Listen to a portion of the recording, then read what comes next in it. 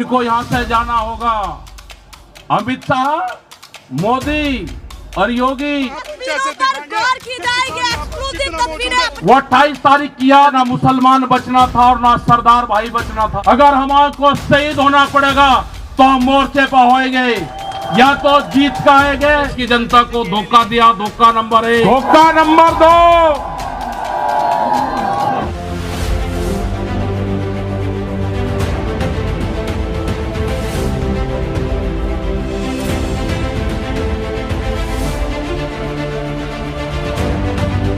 किसान है या कितना किसान यहाँ पर मौजूद है। आज मुजफ्फरनगरी धरती पर पैर रखने की जगह नहीं है और ये कहते हैं मुट्ठी भर किसान है। इसी महापंचायत से दिल्ली को घेर कर बैठे हुए हैं। भारत सरकार ने 22 जनवरी से बातचीत को बंद कर दिया गया है। आंदोलनरत में जो हमारे शहीद किसान हुए करीब 650 से ज्यादा, हमारे जितने भी बॉर्डर हैं हमारे वे शहीद किसान वहां पे हुए। प्रधानमंत्री भारत सरकार ने एक भी जवाब ये नहीं दिया कि हम 1 मिनट का मौन धारण करेंगे। ये समझना पड़ेगा आप लोगों को, ये समझना पड़ेगा आप लोगों को कि जिस तरह से यहाँ पे देश की प्रॉपर्टियां बेची जा रही है, ये लोग कौन हैं जो देश के संस्थाओं को बेच रहे, इन लोगों की पहचान करनी पड़ेगी। देश में बड़े बड़े आंदोलन ये चलाने पड़ेंगे। आज से जो संयुक्त मोर्चा ने फैसले लिए हैं उसके तहत हमको बड़ी बड़ी मीटिंगें पूरे देश भर में करनी पड़ेगी। अब ये मिशन खाली मिशन उत्तर प्रदेश और ये नहीं उत्तराखंड, मिशन होगा संयुक्त मोर्चे का देश बचाने का। ये देश बचेगा, ये संविधान बचेगा। आज लड़ाई उस मुकाम पर आ गई कि देश के जो नौजवान हैं, जो 14 करोड़ लोग जो बेरोजगार हमारे साथी हमारे बच्चे हुए हैं, यह आंदोलन उनके कंधों पे है। जिस तरह से एक चीज बेची जा रही है, 3 कानून भी उसी का ही एक हिस्सा है। पहला है कि यहाँ पे रेल और हवाई जहाज और हवाई अड्डे बेचे जाएंगे। किसने परमिशन दी? किसकी ताकत है कि देश की प्रॉपर्टियों को बेचोगे? आपने घोषणा पत्र में नहीं लिखा, देश की जनता को धोखा दिया, धोखा नंबर 1।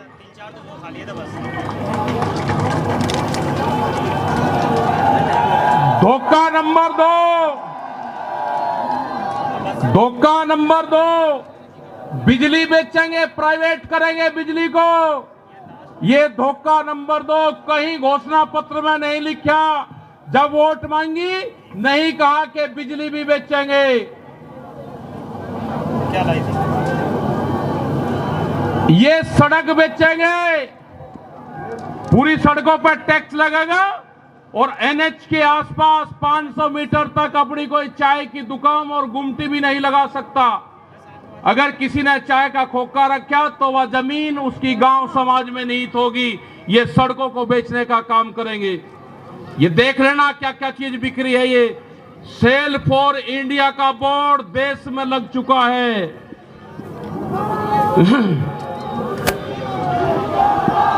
यह है LIC, जो बड़ी कंपनी देश की, बैंक, ये सब बिखरे हैं। इनके खरीदार कोई और नहीं है, खरीदार अडानी और अंबानी हैं। ये बिखरे हैं सब। FCI की जमीन जहां पे हमारा भंडारण होता था, वे पूरी जमीन, पूरे गोदाम अडानी को दे दिए गए हैं। पूरी FCI के जो गोदाम हैं अडानी के कब्जे में हैं। आपके पास में, भारत सरकार के पास में कोई भी गोदाम अब नहीं बचा है। देश के बंदरगाह, पूरा जो समुद्र के तट थे 100 किलोमीटर तक एक कंपनी को बेच दिए।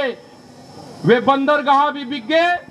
ये भी आपको जानकारी होनी चाहिए। वहां पे जो मछली पालन किसान हमारा था, जो नमक का किसान हमारा था, सब खत्म हो गए। बड़े बड़े बंदरगाह वहां पे बिक चुके हैं।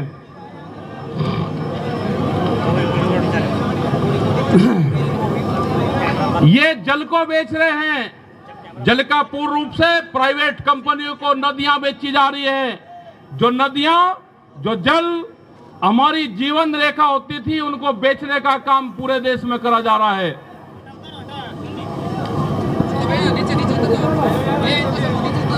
ये इंडिया ऑनलाइन सेल, मतलब कोई भी कीमत किसी भी चीज की लगा सकता है। भारत बिकाऊ है, ये भारत सरकार की पॉलिसी है। अब खतरे में कौन कौन है? ओएनजीसी, बीपीसीएल, इस्पात, शिक्षा, प्राइवेट जो चिकित्सा हो रही है, और देश के संविधान भी खतरे में है। जो बाबा भीमराव अंबेडकर का संविधान था, वो भीड़ में बता जा रहा है। हम उसको भी बता रहे हैं कि बाबा भीमराव अंबेडकर का संविधान भी खतरे में है, उसको भी बचाना है। और ये खेती किसानी जिससे ये आंदोलन शुरू हुआ, ये खेती और किसानी भी बिक्री के कगार पे है।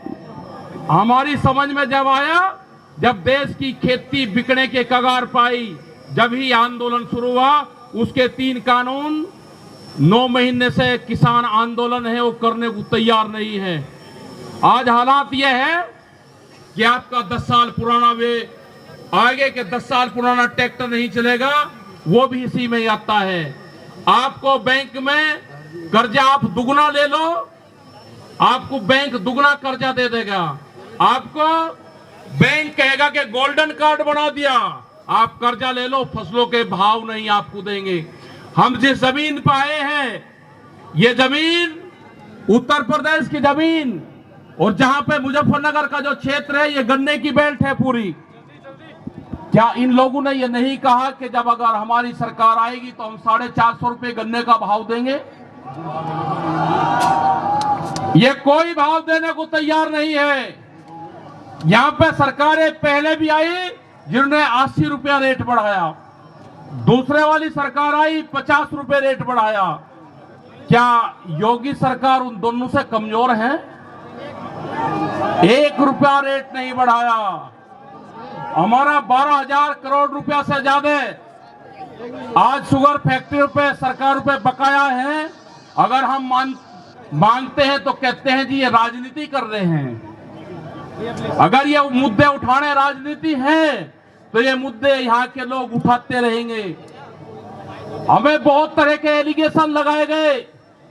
हम 9 महीने से वहां पे हैं, आप लोगों के बीच से वहां पे गए, आप बहुत जिम्मेदारी के साथ में वहां पे छोड़ के आए। पूरा संयुक्त मोर्चा दिल्ली के चारों तरफ है। हम घर नहीं जाएंगे। मुजफ्फरनगर में भी आए तो सिर्फ संयुक्त मोर्चे की मीटिंग में इस मैदान में आए। इस मैदान से बाहर मुजफ्फरनगर की जमीन पे पैर नहीं रखेंगे भैया।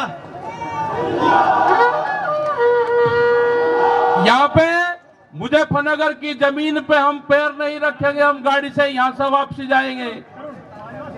जब ये आंदोलन फतेह होगा, इस किसान और देश के जवान की जीत होगी, जब ही हम यहाँ पाएंगे। अत्याचार बहुत है। यहाँ पे पुलिस फोर्स के लोग भी होंगे।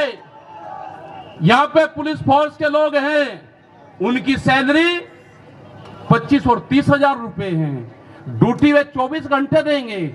मास्टर जो प्राइमरी का टीचर है, उससे आधी सैलरी उनकी होगी।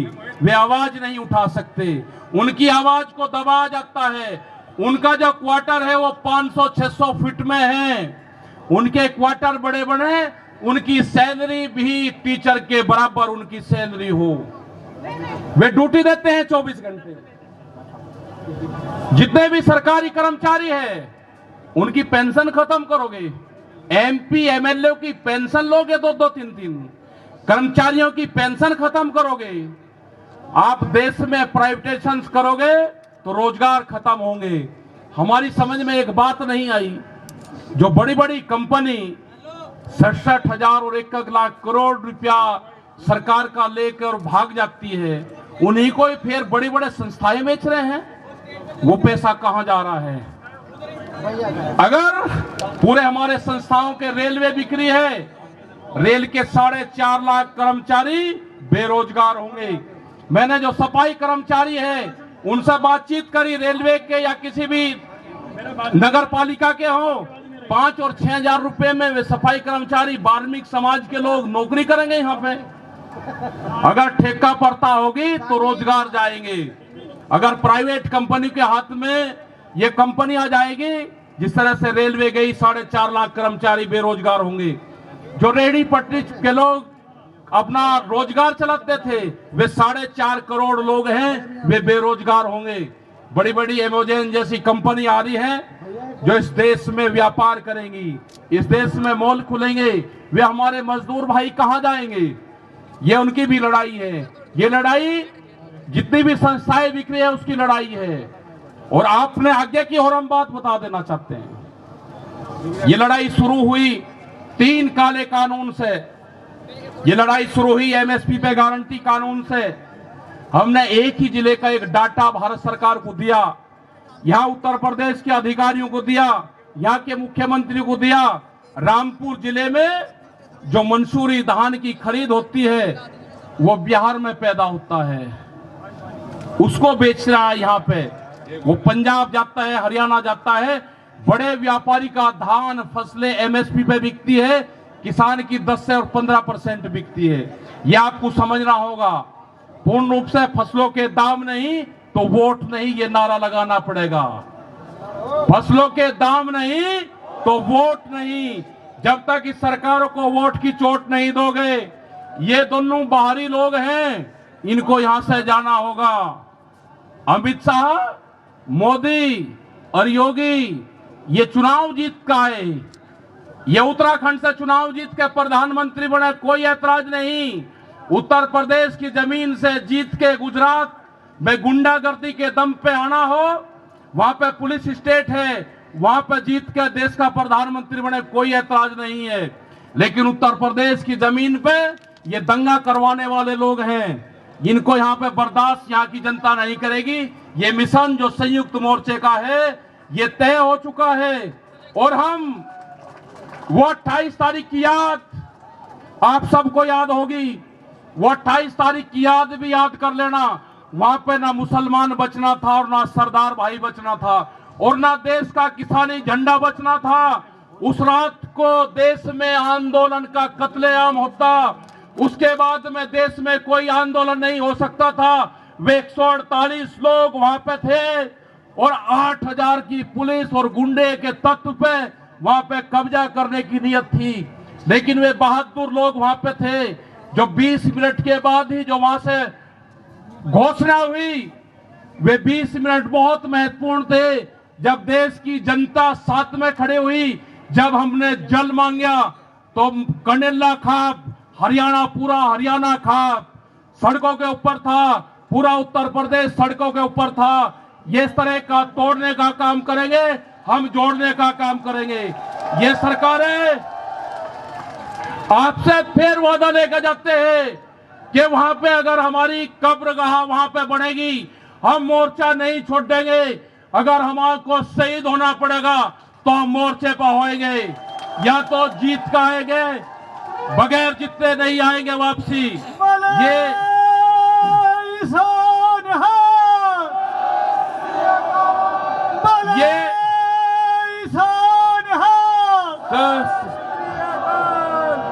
इस तरह की अगर सरकारें देश में होंगी तो ये दंगे करवाने का काम करेगी। पहले भी नारे लगते थे जब टिकैत साहब थे, अल्लाहू अकबर, अल्लाहू अकबर, ये नारे लगते थे। हर हर महादेव और अल्लाहू अकबर के नारे इसी धरती से लगते थे।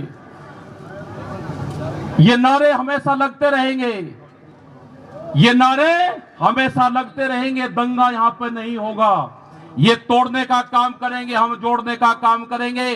किसी गलत फहमी में मत रहना। ये देश हमारा है, ये प्रदेश हमारा है, ये जिले हमारे हैं। आप तैयार रहना। ये कहते हैं कि लाल किले पे किसान गया, अगर लाल किले पे नहीं, किसान तो अगर जाता तो पार्लियामेंट पे जाता जहां पे कानून बने हैं। लाल किले पे धोखे से लेके गए हैं आप हमको, हमारे लोग नहीं गए। धोखे से लेकर आप लोग गए हैं। क्या कोई देश की एजेंसी है कि जो उसको जांच कर दे? क्योंकि कोई एजेंसी बोलने को तैयार नहीं है। पूरे देश पे इनका कब्जा हो चुका है, पूरी एजेंसियों पे। देश में कैमरा और कलम पे बंदूक का पहरा है। कैमरा और कलम पे किसी प्रेस की हिम्मत नहीं कि वो किसान के पक्ष में दिखा दे। निगेटिव दिखाते हैं बहुत प्रेस के लोग। तो इन सब लोगों का आपको ध्यान रखना है। यह आंदोलन जारी रहेगा। वो 28 तारीख की जो काली रात है उसको आप याद करते रहना। हम वहां से हटेंगे नहीं, किसी भी कीमत पर वहां से जाएंगे नहीं। देश के नौजवानों का रोजगार का सवाल है। 450 रुपया क्विंटल गन्ने का इन्होंने भाव की बात करी थी, वो चाहिए हमको फसलों पे एमएसपी की गारंटी चाहिए। प्रधानमंत्री ने कहा कि 2022 में फसलों के रेट दुगने होंगे, आमदनी दुगनी होगी। 3 महीने की बात रहेगी है। 1 जनवरी से बिकने वाली फसलें दुगने रेट पे बेचेंगे। ये प्रचार हम करेंगे। हम जाएंगे देश की जनता के बीच में, पूरे देश में संयुक्त मोर्चा आंदोलन करेगा। और हमने बार बार कहा कि हमारे पंच भी यही है और हमारा मंच भी वही है। आपने बात सुनी, ये 20 लाख से ज्यादा लोग मुजफ्फरनगर की जमीन पाए। इन सब का बहुत बहुत धन्यवाद। सभी वॉलंटियरों का धन्यवाद। अभी हमारे कुछ लीडर रह रहे हैं, आप उनकी बात सुनोगे। धन्यवाद। जय हिंद, जय भारत। वाहेगुरु जी का खालसा, वाहेगुरु जी की फतेह।